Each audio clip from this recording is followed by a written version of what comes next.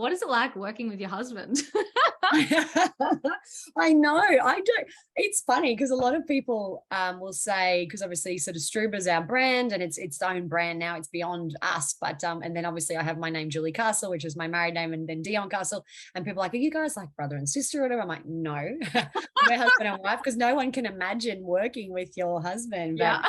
oh, it works for us. And you know Dion and I in other lives, Danny too. We're just each other's yin and yang. We always want the best out of each other. We're each other's biggest critics, absolutely, but also the biggest champions. And so I think in the business, we've always had each other's lanes. We know each other's strengths, and we really put each other under pressure to deliver to those strengths. And where we've got weaknesses, fortunately, they're almost polar opposites. And so we joke a lot, like, I get to be the Elton John, and then he gets to be the songwriter, like there's these ultimate partnerships, all the time. And we try and make it work. I think we have this language around stay in your lane, or I've got this, and we just kind of giving each other cues all the time to make sure we don't overreach. But at the same time, we always say two heads are better than one.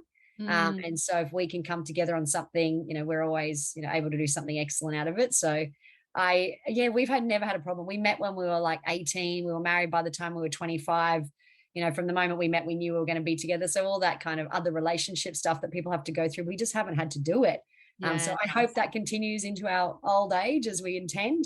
We actually really enjoy working together. And because of that, that actually gives me a lot more bandwidth to be an amazing career woman, because, dad lets mum shine. And that's what our girls get to see. So it seems to be to our advantage.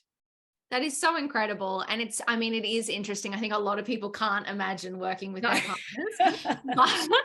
But when it works so well, and I do love that, like figuring out what each other are great at and letting the other person shine, but also holding each other to account, right? Yeah, like, you said you're 100%. going to take this, like, I'm going to treat you like we work together. So exactly. I love And you that gotta have approach. some rules. You gotta have some rules around, nights, or particularly not so much nights, but weekends, around kind of switching off. But that's quite funny, because some of my, I suppose best friends in terms of that handful of great people I get to be with all the time is work people. So you're sort of like, oh, there's a story about, and these might be people in our leadership team who, I like glue with and in partnership with. And Dion's like, you can't tell me that story. I'm like, but it's not about work. And you're like, oh, so sometimes that sucks, because you're trying to actually let your work life bleed into your personal life, but you got to try and keep that separation. The curtain goes over. Someone once gave me this great piece of advice. They were like, okay, so you're both business owners, so therefore you're obsessed with your business. So of course it's going to be difficult to have that separation. Yes. They're like, when you want to talk about business stuff in personal time, always keep it strategic. So like the exciting stuff, the big picture, the vision, the new exciting projects, any of the like, that employee was a bit of a dick today, whatever, leave all that stuff, like all the admin stuff, never talk about in personal time. But if it's the exciting strategic stuff, then let it bleed. And that's kind of energy from that. You're so right. And it's often that kind of like the Friday night wine, where that little last inspiration. But we have we're quite rigid. And again, we do a lot of workshops and facilitation and culture stuff with leadership teams in the $1 billion projects we work with. And we've got like ground rules.